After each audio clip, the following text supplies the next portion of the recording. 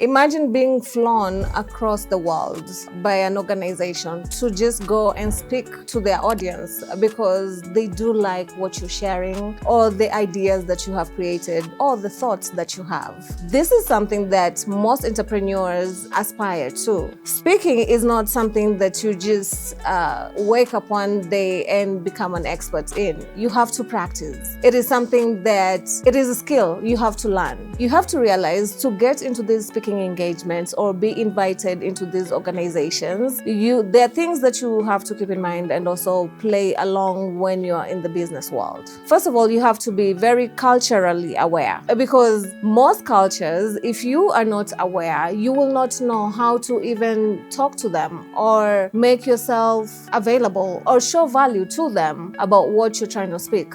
When you're trying to speak on something, let's say profit margins, if you're discussing profit margins and you are not aware that profit is highly affected by other factors in Kenya, let's say, that do not come into play in America, then when you're speaking there, it does not even come into play for them. It's not even hitting home. The other thing is the relationships that you're building around. Yes, you're working internationally. Yes, you do have peers and mates, people who you work with around your industry. Talk to them, see how they got in, and also drop your name, show value to them, show how you can be beneficial to their organizations. Decision makers might be somewhere just close to you, within your proximity, but you're not aware because you're just trying to be focused on how you're doing business just in a certain specific way in a certain part of the world. The other thing you also have to keep in mind is that you have to be the authority. You are the thought leader when it comes to that subject matter. That is how you will be called. And to show that you are the thought leader, you have to have spoken in public before. It could have been free engagement. It could have been a podcast. It could have been having a YouTube channel or something where you were interviewed and they were able to see how your thoughts align with what they're trying to do. That is how you get invited into these stages. The other thing is also you can volunteer your services.